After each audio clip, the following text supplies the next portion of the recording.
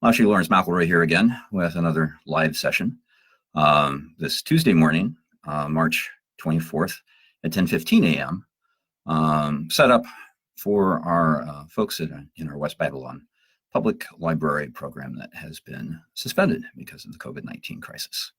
And of course, for the greater community. So first off, this chair is going to be important for our warm-up. So if you have a nice sturdy chair of some sort, or a tabletop would work, something that's not going to go anywhere as we do a lower body stretch for our warm-up. But we're going to start with that little warm-up stretch with some caveats and spend time with opening and closing details. This can be in form play and floor exercises, meditation, all sorts of different moments. And within the context of intent, and also within the context of whole body movement. So without further ado, I'm going to take off my glasses. Does anybody have some appropriate music? I'm going to strip down a little bit. So our lower body stretch this morning is using a chair to sort of take balance out of the equation, because we want to focus on the intensity of the stretch and the purpose of the stretch and not concern ourselves with maintaining balance on just one foot. So that's that. You want to use the item, the chair, just to take balance out of the equation. But notice I still have my basic vertical alignment. Crown point of the head, base of the pelvic bowl, ball of one foot, or ball of the other foot. We're going to do a series of stretches with our legs. So this is just a preview, haven't started yet. One is, I'm going to turn and face you, a leg lift. Toes are forward, knee is slightly open. But notice, as I lift that leg out to its side of the body in the plane of the torso, I'm not tilting in the opposite direction. I'm maintaining my vertical alignment. The same is true when we do the second stretch, was a kickback. The leg is basically straight, the foot is still lightly flexed in a dorsiflex position. But as I lift the heel up toward the ceiling, I'm not compensating by leaning forward. That gives us the stretch that we want. And the third stretch is an ankle and a knee rotation. And that doesn't really need a preview. Warning, warning, warning, warning, Will Robinson. Some of these movements may be against your protocols if you've had hip replacement. So just be aware of that. Be aware of what you're supposed to do and what you're not supposed to do, and play within your own range of motion. It's a very strong isometric style of stretch. And if we use too much muscle in facilitating the stretch, you're not going to be happy with me tomorrow morning or even later today. So breathe, relax, honor your range of motion, and stretch with me. So I'm going to face you for the first one. We're going to switch back and forth between the sides. So it doesn't really matter. We're going to get both sides. Which side you stretch first. So I'm going to settle the weight into one foot. Crown point of the head, base of the pelvic bowl, ball of the foot, the weighted leg, the knee is slightly open. I'm in my basic sort of, single leg vertical alignment stance. Again, the chair is here, so I'm not worried, not concerning myself with balance. And the empty foot with the knee slightly bent, toes forward. I just find that nice raise, keeping the hips and the shoulders parallel to the earth, and hold the stretch for a moment and release. You're going to feel very intense compression stretch on the outside of the hip into the lower back, a little bit into the abdominals. And the idea here is to explore that range of motion in that raise and then release, and everything opens up. One more on the first side. Breathing. If you can maintain a big, long exhalation at this moment, great, but otherwise go through different breath cycles, continuous breath cycles. Now switch the vertical alignment from the one foot Into the other, crown point of the head, base of the pelvic bowl. Ball of what is now the weighted leg, the leg that we just stretched, the side that we just stretched. Again, I'm not turning the toes up toward the ceiling. They stay forward. My toes are pointed toward yours. And release, or you. Second. And release. And third. Just a couple of beats. And release. Now for the kickback section, I'm going to turn and face sideways. Again, it doesn't matter which leg you start with. We're going to balance between the two sides. Just FYI, I'm starting with my left. Again, crown point of the head, base of the pelvic bowl, ball of the foot. Both knees are slightly open. Now, what can happen here with some folks is they do this. This is not what we want. We want to straighten the leg, but we want the knee slightly flexed and the lift to happen the same place the last lift happened, from where the last lift started, and that's the hip. So now this is a really big compression in the glute and really strong in the lower back. And release. And stretch. Breathe. And release. And stretch. Playing with that range of motion, you may find I found a little bit of extra comfortable range of motion in my third stretch. You may find the same. You may find less. And release as the stretches continue. Crown point of the head, base of the pelvic bowl, ball of the other foot. So now the leg that was supporting me will be the leg that does the kick back. And just a slight bend to the knee, lifting from the hip, and release. And stretch.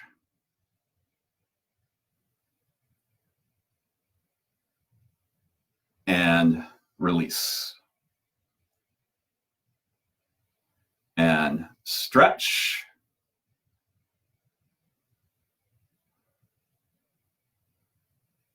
And release.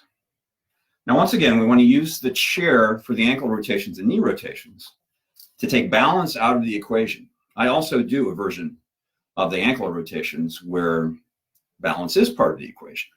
A little bit of extra core work. We don't want that here. We just want to focus on the ankle. So we weight one leg. Again, I'm going to do the left first. You can do the right first. We're going to hit both sides. Now, ideally, the thigh to parallel. But what's important is we don't have the toes on the floor. So anywhere from off the ground to thigh parallel. Isolating the ankle. So I'm going to turn, the chair is here to help me take care of my balance. I'm going to just turn the ankle. Everything else is still. I'm going to start in sort of a basic plantar flex, toes are down. I'm going to rotate and draw circles in the air with my toes. There's one. I'm going to go to 3. There's 2. There's 3, I think. There's 1 in the second direction, 2 in the second direction, and 3. Now I'm going to keep a light plantar flex. That means toes pointed slightly down. I'm not overdoing it. And now I'm going to have a solid connection between my knee and my toes. I'm going to still hold the upper leg in place, but there's going to be a slight turn in the hip socket. What I don't want is to generate the knee rotation from the hip. I want to generate the knee rotation from the knee. Just going to swing that foot around like a Kruskin fortune device, pendant. And after 3 in both directions, a little shake. And the other side, I'm going to shift the chair over here. So now I'm going to do the right leg, cutting off my head there. There we go. Now I'm back in view. Again, ideally thigh parallel, but as long as the toes are off the ground, that's what's important. Isolating just the ankles to the toe, ankle to the toes. I'm going to start in a slight dorsiflex. this time and go around 3 times in the 2 directions. There's 1, there's 2, there's 3, and reverse. There's 1, there's 2, and there's 3. Again, a light plantar flex just from the knee to the toes. No generation from the hip, but since the thigh bone has to turn in the swing, there'll be some activation in the hip. There's 1, 2, 3, 1, 2, 3. And a little shake. And that's all you need. So we'll lose the chairs. We're going to talk about opening first. Now, we tend not to, and things water tiger, to open to move into our meditation position, or to open to move into our 10-piece taijiquan breathing set. It's an option, but we do open our form play if we're talking about our tai chi forms. And not everything we do, but almost everything we do has some sort of closing to sort of bookend the event. I'm going to get a drink. So when we open, some of our basic forms, the 24, some of our shorter forms in the studio curriculum, etc., it has been suggested that the opening actually matches the opening breakdown of the I Ching, or the Book of Changes. That you have Wu Qi, no extremities, into Ling Yi, 2 kingdoms. And by the way, if you haven't already noticed in this little series, my Chinese is awful. Ling Yi, 2 kingdoms, yin and yang. Then 4 manifestations, major and minor yin, major and minor yang. And then those 4 manifestations create 8 gates, which are trigram creations or trigram combinations of various degrees of yin and yang. And those 8 gates, those 8 trigrams, represent earth, mountain, water, wind, thunder, fire, lake, and sky. I want to really use the opening to explore movement through the whole body. And opening is very important to what it is that we do. There's a Taoist precept about how if an archer has a small deviation at the outset of the release of the arrow, they will miss by a wide margin. Openings are important. They set the mood, if you will, sort of the morale of the form for you. When I am playing on my own, if I screw up something in the middle of a form, I will keep going. I'll play my way through it and then go back and explore why that error might have happened.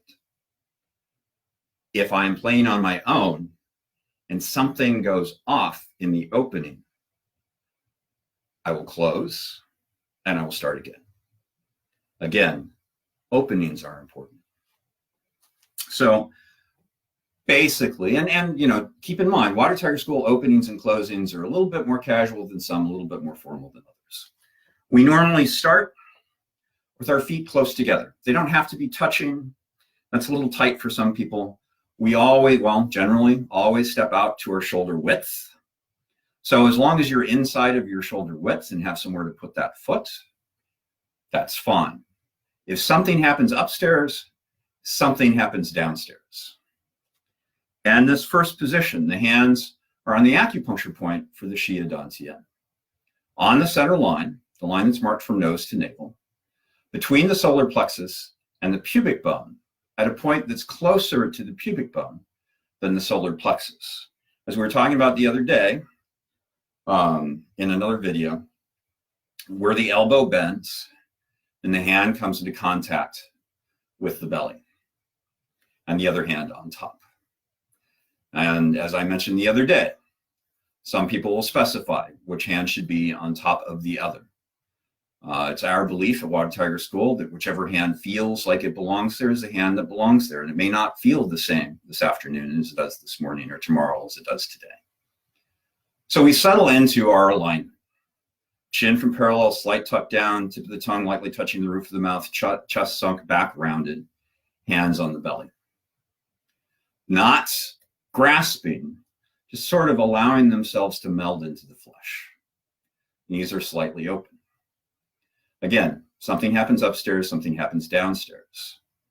So the first thing that happens in combination in this moment, after this moment, which is the Wu Qi moment of the I Ching, no extremities. We say nothing on the inside, nothing on the outside.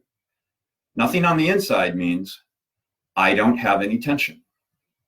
There's no overt activation anywhere in the body more than what I need for simply standing. That's actually nothing on the outside, sorry. Nothing on the inside is my mind is calm and clear. So nothing on the outside, no physical tension, nothing on the inside, no thoughts, no distraction. From Wu Qi to Ling Yi, two kingdoms, upper and lower, yin and yang. The hands drop down, the weight settles into the right foot.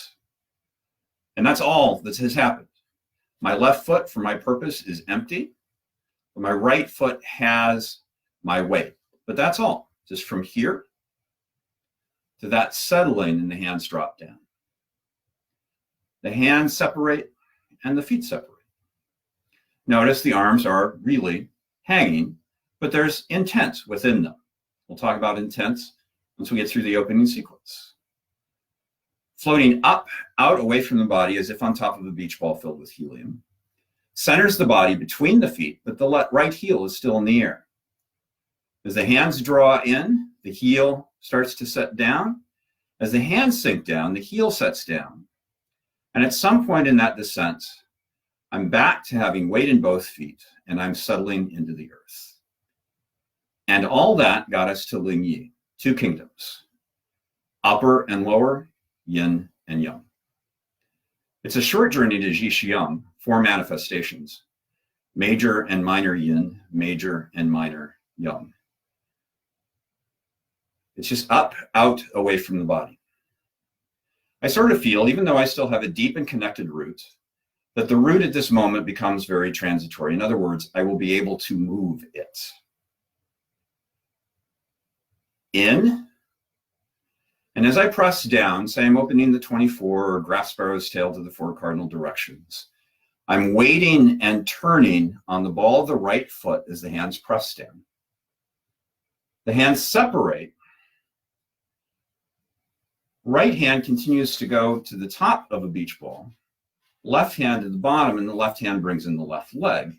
And ideally, by the time the ball is formed, the foot is in place for my first step.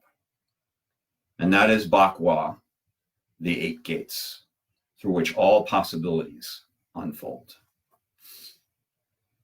So that's the I Ching opening, breaking into the various points. There are other ways that we open. There's when we get to Jixiang in one form, we don't rotate on the ball of the foot, but we still come in to hold the ball and do a different movement.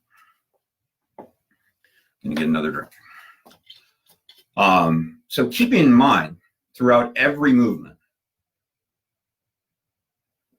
not only is there intent, but there is also,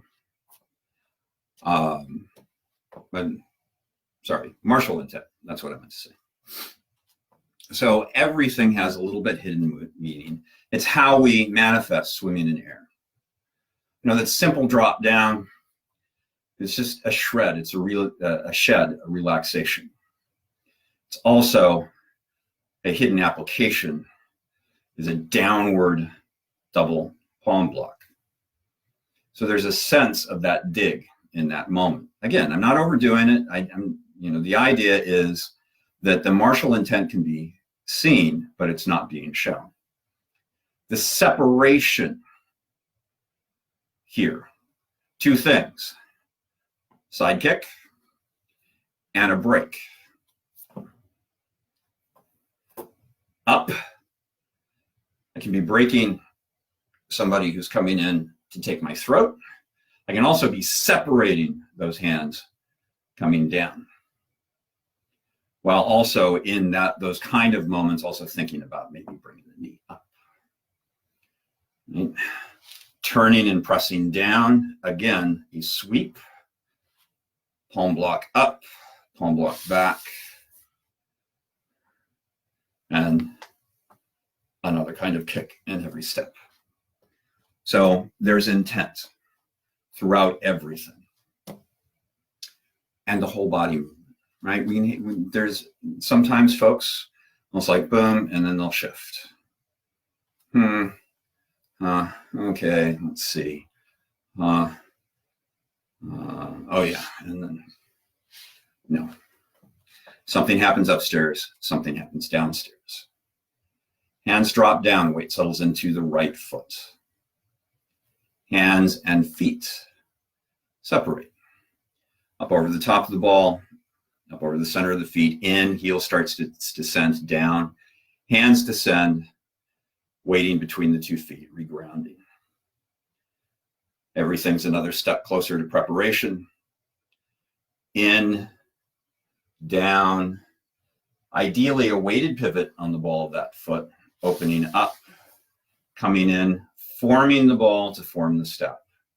And say your form is 24, so your first posture, parting wild horses.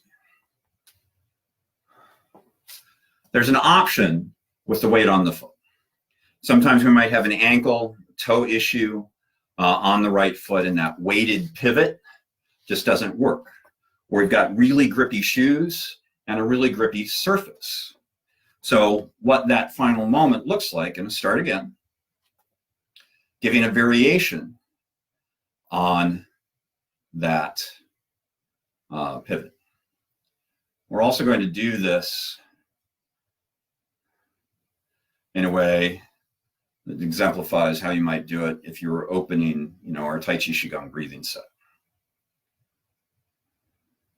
or meditation. As I come down this time, I'm weighting the left leg, doing an unweighted pivot on the ball of the right foot to get it to the 45. And everything else is still the same. So a simple, sort of a little less dimensional opening. The breathing set, meditation, we usually just step out and move into our beginning position in the meditation or in the breathing set. And then the movement starts.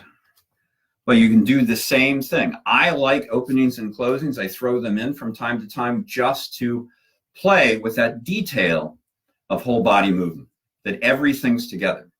No part of me moves unless every part of me moves. So, maybe it's the breathing set. So I begin in this position with the feet together.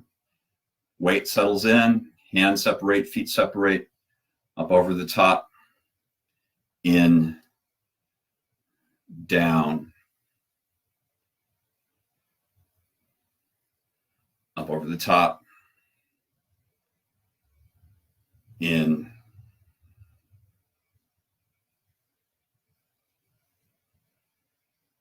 and up.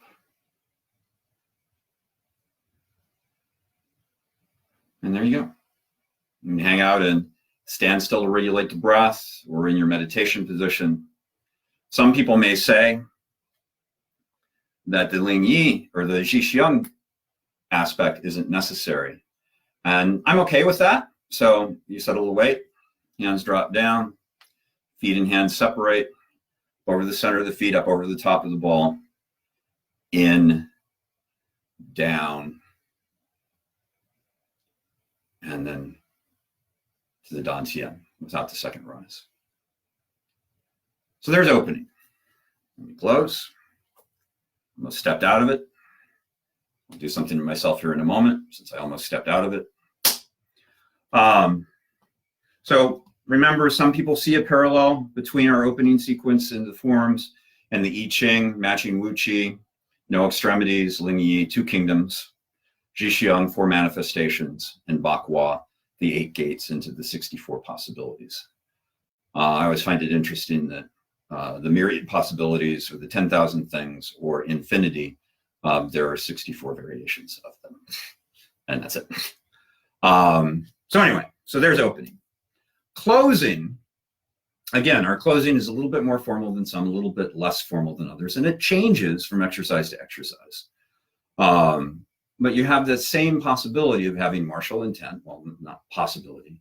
You have martial intent within it, and it's still whole body movement, right? So say that we're closing the 24, because that's the form for my Monday and Tuesday classes. So you've done your last sort of push 2.0. You come in, you grab the tiger, you return to mountain, and then you close. Tai Chi.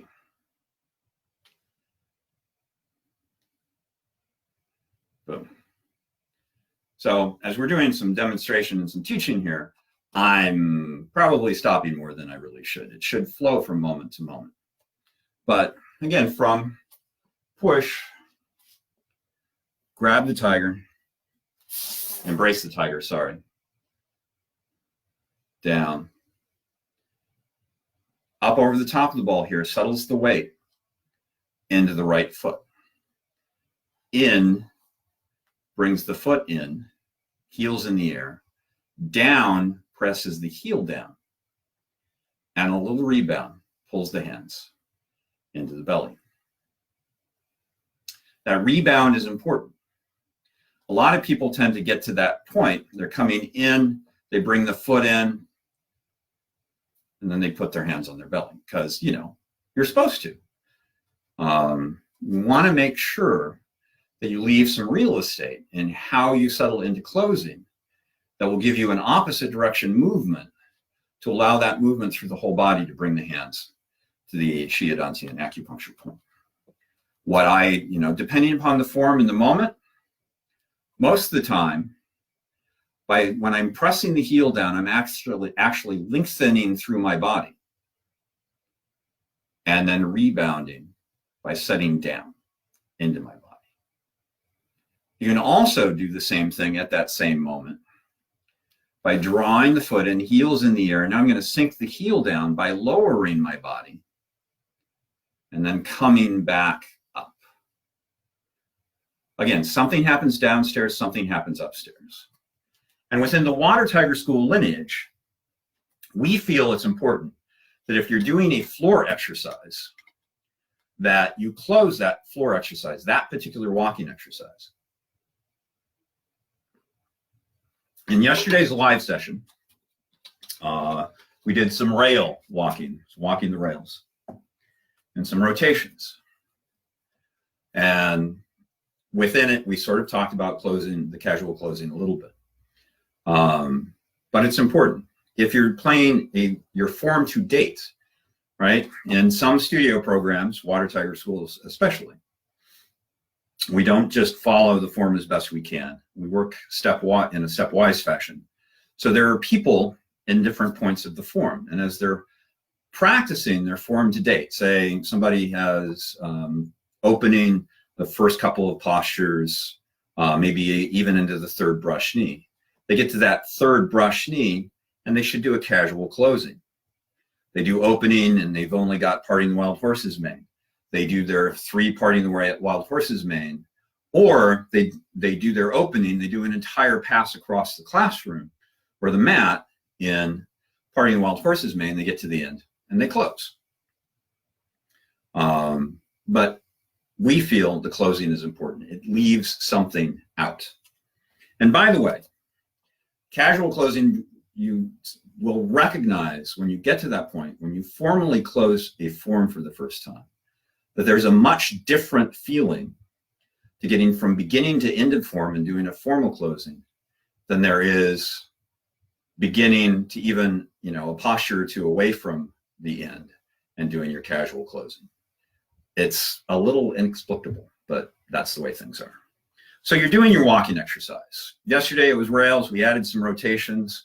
But if we just do a basic rails exercise, our hands are in one of 5 places: belly, back, palm down, lightly closed fists, hands on the hips, settle the weight, crown point of the head, base of the pelvic bowl, ball of the foot.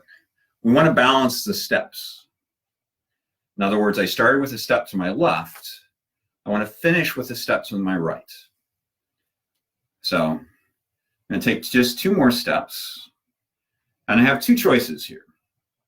I can bring the back foot in, the hands release from where they are. Notice I'm weighting my foot. I'm finishing that step. The hands are floating up, out, away from my body. That's where I become both puppet and puppeteer. And the foot comes in, heels in the air. I'm pressing down, here I'm lengthening. And then sitting back down into the lower body. I can also do that same moment. Say I'm walking, I get close to a wall or an obstacle. And I have that obstacle. Checking sight lines, right? So I'm here. Now I could still close, but let's say this represents a wall instead of it's just a chair. So I miscounted. It's like, oh, there's my left foot. I have to take 1 more step. Go ahead and fill that foot. I bounce back. Now I have room for my hands to float up. They draw in now the right foot. And this time, just for variety, I'm going to press the heel down and rise up out of it. If part of me moves, all of me moves. If part of me is still, all of me is still.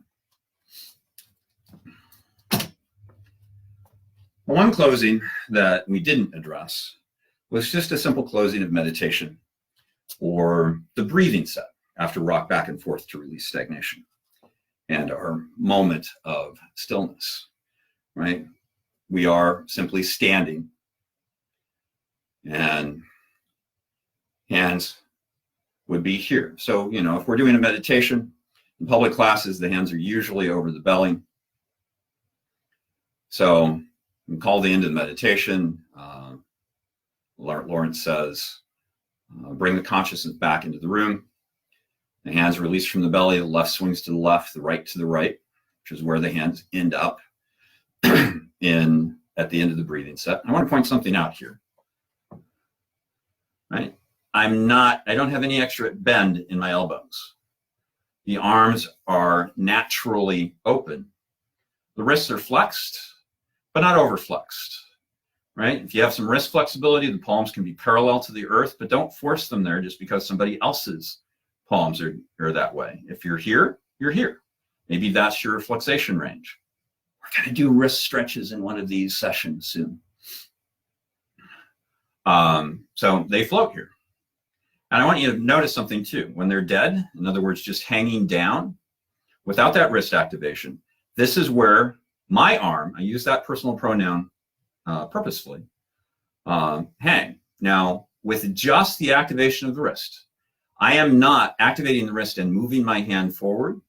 It's the activation of the wrist itself that translates into connective tissue up into the arms and draws the arms forward. That's a completely organic position. So from there, right, hands on the belly, or just being there because of the end of the breathing set, the hands drop down and swing left to the left, right to the right. Then the closing is exactly the same. Up over the top of the ball, up over the top of the ball, up over the top of the ball, settles the weight into the right foot. Hands come in, foot comes in, heels still in the air. I'm going to lengthen again, pressing the heel down by pressing the arms down, hands down, really allowing the hands to sink, and then rebounding in. And there's your closing. Formal, casual, and formal for the end of meditation or a breathing set or other Qigong set. Some forms have their own styles of closing, and some forms require different openings. And some of the form openings, like our long form at Water Tiger School Lineage, doesn't really have clearly defined bakwa moment. at the end. The rest of the I Ching is there. Bakwa is arguably not there. So a little bit of opening, a little bit of closing, tad bit on the martial intent within the body during the form. As we posted earlier in the morning, just a regular daily post from Water Tiger School, the purpose of the movement isn't just, oh, well, that's what Lawrence said to do, or that's what I read somewhere. The purpose of the movement is to have that martial intent within the movement. Swimming in air, dry water, or dry air swimming, or dry land swimming. So there you go. That's about it for this morning. If you have some questions, some observations, some thoughts to share, feel free to do so in the comment section. If you have some suggestions as to what you'd like to see in the future in these Monday and Tuesday morning sessions, I'm open to suggestions. Then my public classes know, yeah, he's open to suggestions. He may not take them, but he's open to them. I will give them every consideration. I will also, this will be the first place that I will say it. We are on the cusp of having to deliver news that there will be no Long Island hosted by Water Tiger School, a World Taichi and Qigong Day this year. Town of Brookhaven Parks and Recreation has revoked our permit for April. They have suggested a move into May. However, they're not sure at this time if that will even be allowed to take place. So I'm contemplating that. I'm in contact with Parks and Rec. I will probably have a decision as today unfolds. So that's, although a sad reward for listening today, it's a little bonus. You're the first to hear it. So there you go. We'll be back on Monday morning at 10 a.m. for our next live session for our suspended Sachem program, and then back a week from today on Tuesday morning for our 10:15 a.m. live session for our West Babylon peeps. So there you go. Be safe. Wash your hands. Stay calm. Stop touching your face. We're in this together.